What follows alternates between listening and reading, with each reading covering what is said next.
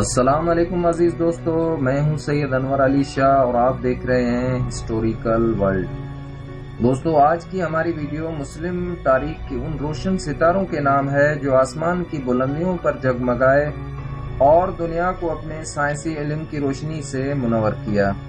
لیکن دوستو، ویڈیو شروع کرنے سے پہلے درخواست ہے کہ جن دوستوں نے ہمارے چینل کو سبسکرائب نہیں کیا وہ ابھی سبسکرائب کریں اور بیل کے بٹن کو دبا دیں تاکہ آپ کو ہماری ویڈیوز تسلسل کے ساتھ ملتی رہیں۔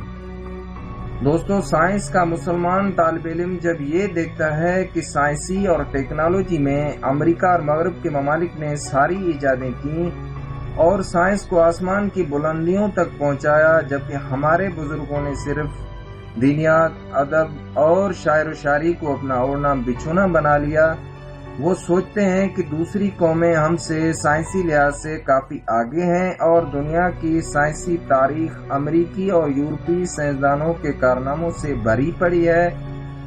دوستو، سائنس کے نوجوان جب یہ سوچتے ہیں تو وہ مایوس ہو جاتے ہیں کہ مسلمان کا سائنس سے دور دور تک کوئی واسطہ نہیں۔ لیکن دوستو، ایسا بالکل بھی نہیں ہے۔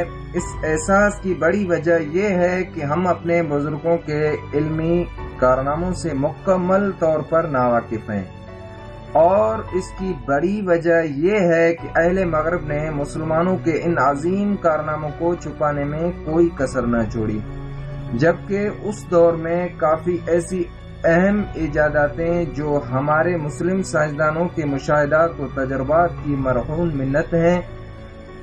دوستو، جب ہم تاریخ کے پنے الٹتے ہیں تو ہمیں اپنے اسلاف کے وہ کارنامے نظر آتے ہیں جو انہوں نے گزشتہ ادوار میں سائنس کی ترقی اور پیش رفت کے لیے سر انجام دیے۔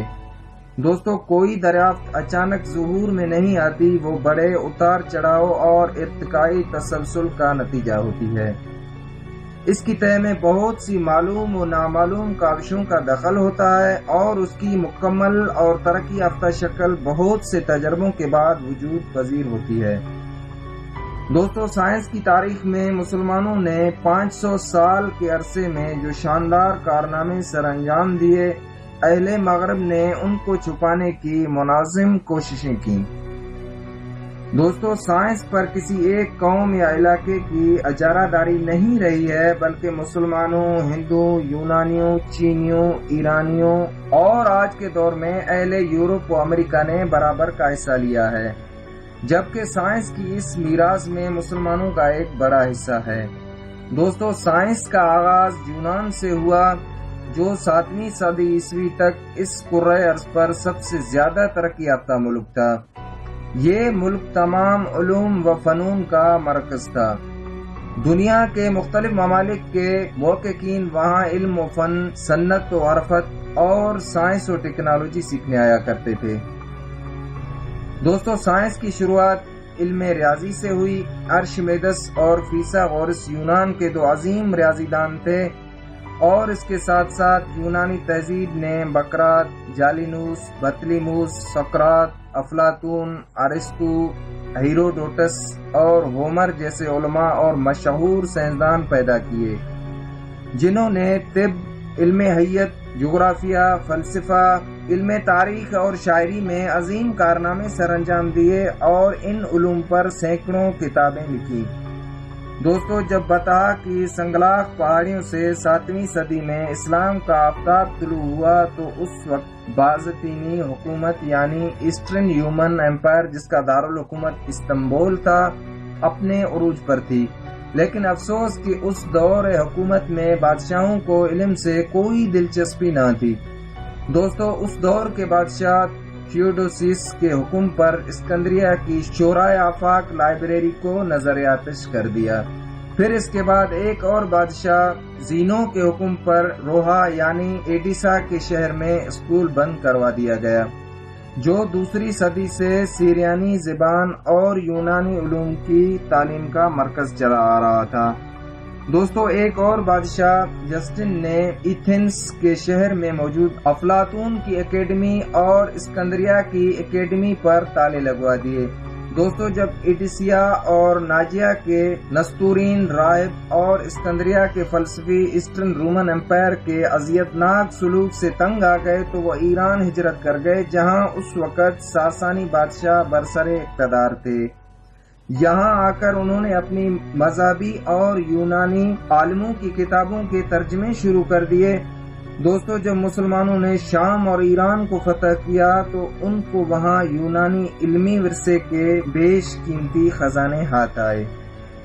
مسلمانوں نے ان مفتوحہ علاقوں میں جو علمی خزانے پائے انہیں عربی زبان میں منتقل کرنا شروع کیا، اور یہ سلسلہ 750 سے 850 عیسوی تک جاری رہا، اور اس کے بعد ان کتب کے تراجم شروع کیے جن کے تراجم ابھی تک سیریانی اور کلدانی زبان میں نہیں ہوئے تھے۔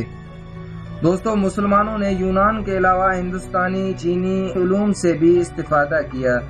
یونانی اور مسلم سائنسدانوں میں نمایاں فرق یہ تھا کہ اہل یونان کے علوم نظریاتی تھے، جبکہ مسلمان سائنسدانوں نے سائنس کی بنیاد مشاہدات اور تجربات پر رکھی۔ دوستو 500 سال تک اسلامی دنیا علوم و فن اور سائنسی ٹیکنالوجی کا مرکز بنی رہی۔ اس 500 سال کے عرصہ میں کوئی علم ایسا نہ تھا جس کے فروغ میں مسلمانوں نے حصہ نہ ادا کیا ہو، اور کوئی دریافت ایسی نہ تھی جس کا صحرا مسلمانوں کے سر نہ رہا ہو۔ دوستو عالم یہ تھا کہ پوری دنیا کے عالم اور سائنسدان ان کے سامنے زانوئے تلمذ طے کرنے لگے۔ ان کا علم سے دلچسپی کا یہ عالم تھا کہ اس وقت کے خلیفہ مامون رشید کے پاس جو بھی کوئی کتاب لاتا وہ اسے کتاب کے وزن کے مطابق سونا چاندی دیتے تھے۔ عزیز دوستو پھر 830 میں خلیفہ مامون رشید کے حکم پر بغداد میں بیت الحکمہ کے نام سے ایک اکیڈمی کی بنیاد رکھی، جو ایران کی جندی شاہ پور کی میڈیکل اکیڈمی اور اسکندریہ کی اکیڈمی کو مات دے کر سائنس میں تحقیق کا اعلیٰ مرکز بن گئی۔ اس اکیڈمی میں ایک لائبریری، ایک رصدگاہ، سائنسدانوں کے قیام کے لیے مکانات، سائنسی ساز و سامان اور ایک دارالترجمہ تھا۔ یہاں پر ہر مذہب اور ہر قوم کے سائنسدانوں کو ریسرچ کرنے کی اجازت تھی۔ اس اکیڈمی کا ڈائریکٹر ابن ماسویہ تھے۔ دوستو یہاں اکیڈمی کے 4 مترجمین کا ذکر ہونا ضروری ہے، جن کے نام حنین ابن اسحاق، یعقوب الکندی، ثابت ابن قرط اور یوحنا ابن بطریق تھے، جبکہ 2 ہندو ترجمہ نگار بھی تھے، یعنی منکا اور دوبان۔ منکا فارسی اور دوبان عربی جانتا تھا۔ ان سب مترجمین نے بالترتیب ارشمیدس، بطلیموس، جالینوس کی کتابوں کے ترجمے کیے، جبکہ حنین ابن اسحاق کے شاگردوں نے افلاطون، بقراط، اقلیدس، فیثاغورس، بطلیموس، سقراط، ارسطو اور جالینوس کی کتابوں کے عربی میں ترجمے کرنے کے ساتھ ریاضی اور کیلکولس کی حیت میں خاطر خواہ اضافے کیے۔ دوستو جہاں اس دور میں مسلمانوں پر علم اور سائنس کا سورج اپنی پوری آب و تاب سے چمک رہا تھا، وہی مغرب جہالت کے اندھیروں میں ڈوبا ہوا تھا، جسے ڈارک ایج یعنی تاریک دور سے یاد کیا جاتا ہے۔ دوستو ترقی کے اس دور میں جب مسلمان سائنسدان مسند علم تھے تو ان میں بڑے بڑے حکیم، ادیب، فلسفی، ریاضی دان، جغرافیہ دان، تاریخ دان اور علم طب کے ماہر پیدا ہوئے، جنہوں نے اپنی خداداد صلاحیتوں کو بروئے کار لاتے ہوئے جن معرکہ آرا تصنیفات کو سپرد قلم کیا، ان کی روشنائی سے آج بھی علمی و سائنسی دنیا جگمگا رہی ہے۔ معزز دوستو جب 1100 عیسوی میں اسپین سے شمع اسلام کی ذوفشانیوں سے یورپ منور ہونا شروع ہوا تو وہاں کے اہل علم کو عربی زبان میں موجود علم کے خزانوں کا حال معلوم ہوا۔ چنانچہ 1130 عیسوی میں باقاعدہ ایک منظم تحریک کے تحت بغداد کی طرح ایک دارالترجمہ کی بنیاد علیطلہ میں رئیس الاسقفہ ریمن نے رکھی، جہاں ہر مذہب، ہر طبقہ، ہر خطہ سے وابستہ مشرقی علوم کے ماہر ترجمے کے کام میں مصروف ہو گئے، تاکہ عربی کی مشہور تصنیفات کا لاطینی میں ترجمہ کر کے علوم اسلامی سے استفادہ کیا جائے۔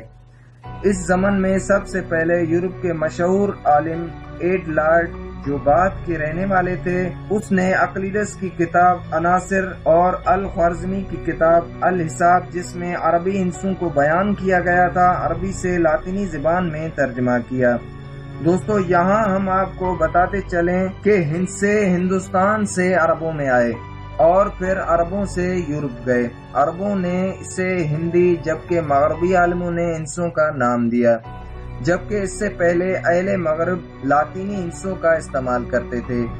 اسی طرح شطرنج بھی ہندوستان سے عربوں میں اور عربوں سے یورپ منتقل ہوا۔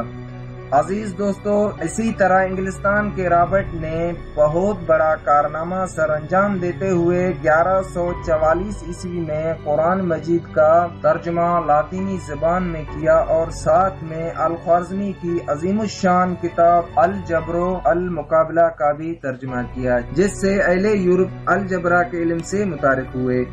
دوستو اسی طرح اٹلی کے جیراڈ، سسلی کے یوجین، سالم ابن فرج، مائیکل اسکاٹ اور چند اور اشخاص نے ابن رشید، ارسطو، بطلیموس، ابن سینا، ارشمیدس، اقلیدس، جالینوس، محمد بن زکریا رازی، الکندی، ابن الحسیم، الفارابی اور دوسرے عظیم عالموں کی تصنیفات کے ترجمے عربی سے لاطینی میں کیے۔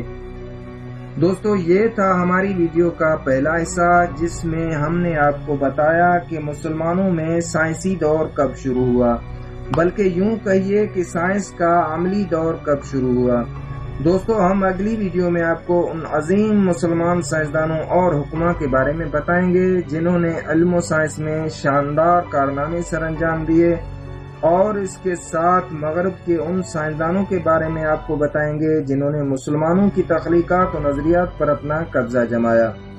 تو ملتے ہیں آپ سے اگلی ویڈیو میں، تب تک کے لیے اجازت، اللہ حافظ۔